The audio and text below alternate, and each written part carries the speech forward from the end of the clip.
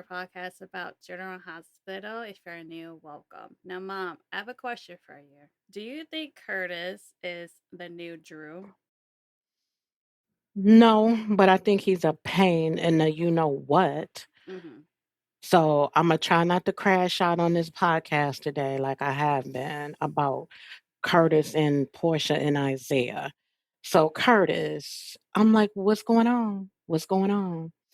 He's losing his doggone mind, telling Portia that Isaiah can not no longer, but not be around the baby when the baby is born. Why? That makes no sense. And he's constantly telling everybody that'll listen, Isaiah's the one that ran Jordan off the road. No, Curtis. Jordan was giving you a kiss, and that car ran into whatever car it was that was out there, whether it's BLQ, but it was not Isaiah. And Isaiah just cannot tell him exactly where he was, nor does he owe Curtis an explanation where he was. And Isaiah did say he was with a patient. Mm-hmm. That's it. But he can't divulge who that patient was. He doesn't have to. And Curtis is still like, oh, he's lying, he's this, he's that. I'm over it. I'm over it. I'm like, Curtis, what the hell is going on with you?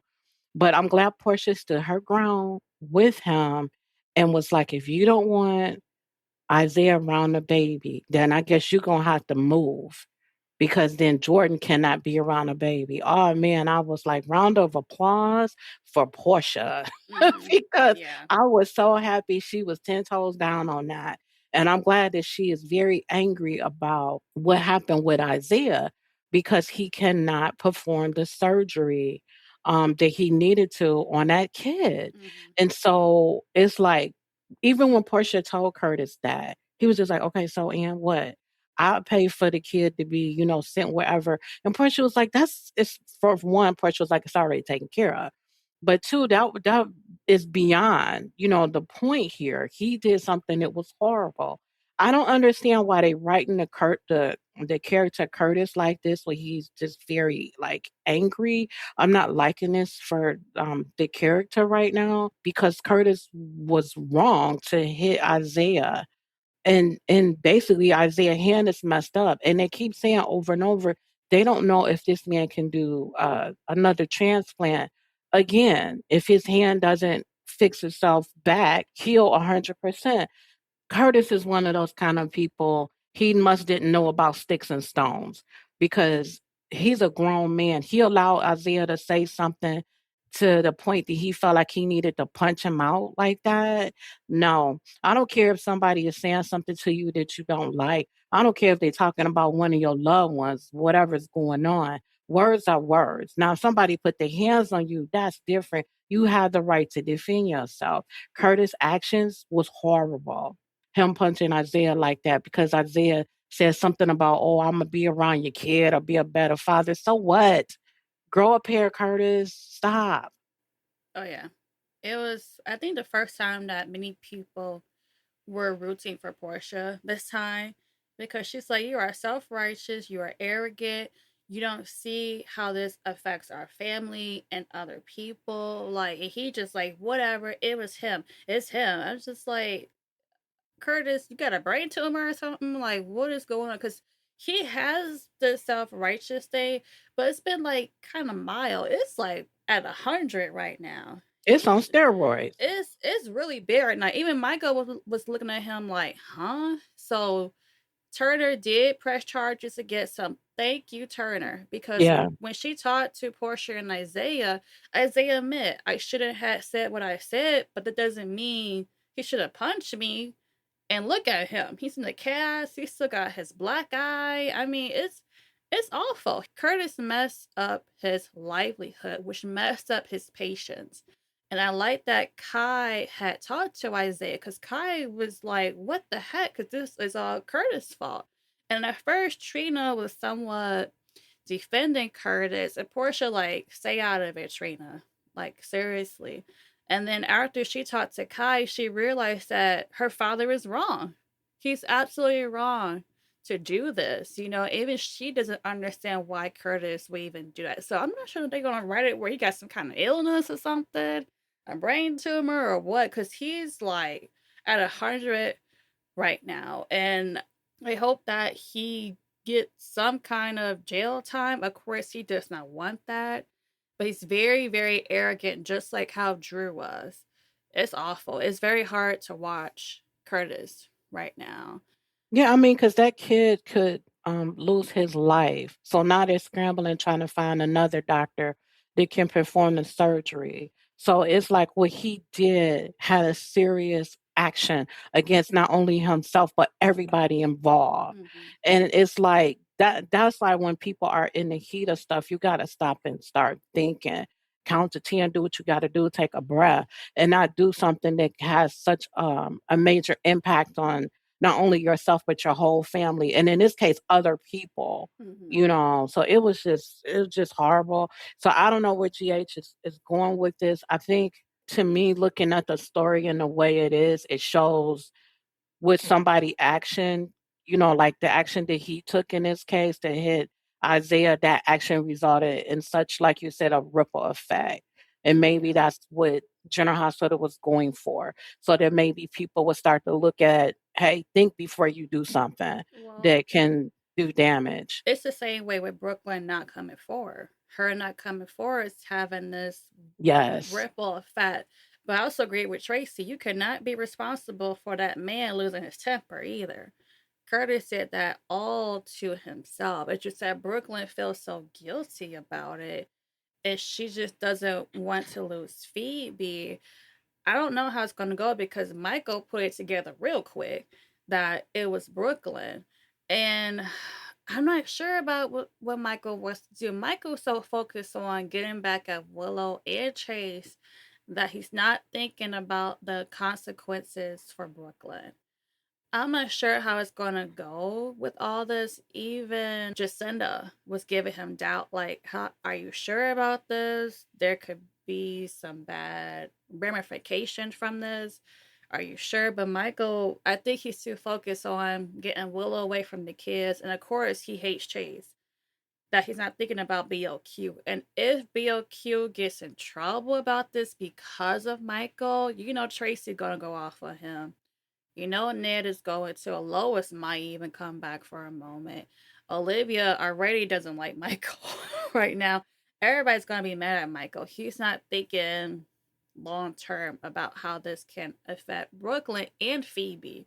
Because if I was Brooklyn, I would not want Chase to be the father.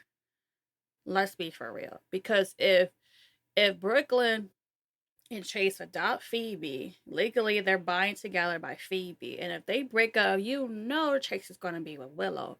And then you have to deal with Chase and Willow in court. I don't got time for that. So I hope Chase and Bill could break up before they can even adopt Phoebe. Yeah, I was shocked by Michael' behavior on this because, one, I didn't think he'd stand with Curtis at all because of the bad publicity that might come their way. But I understood Michael's point when he explained it that Curtis stood by him. But now that he connected the dots, I agree with you. He should not do that to BLQ to try to get at Willow. Willow is going to destroy Willow all by herself. She's doing a good job of it. Mm-hmm. So I feel like he needs to be a little bit more patient because Willow is basically gonna end up getting herself locked away, whether it's prison or whether it's psych ward or something, But she's already on that path. But yeah, I hope Michael doesn't do that, because Tracy is probably gonna be like, "Get out," because it's her house. So that's Mama gonna be Cook one gave it to thing. her. So, I mean, she can end up putting him out. I mean, I agree with you, Ned, and everybody's gonna be even Sonny is gonna be mad. Yeah. So it's like, what are you doing?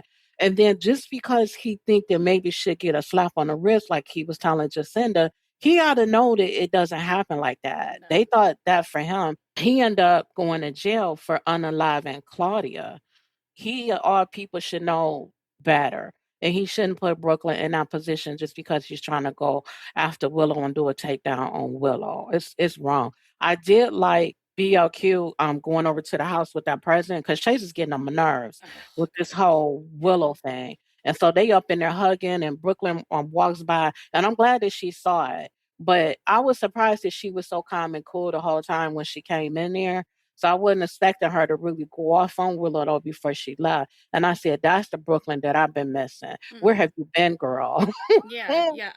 I agree with Michael when he was talking to Jacinda about Brooklyn. She has really downplayed herself ever since she got with Chase. Cause Chase is very black and white, right or wrong kind of guy.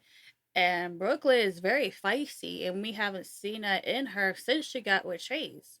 She's been walking on eggshells with that guy. So I understand Michael's point of view, but he needs to just have the PI follow Willow, get some pictures, and just wait.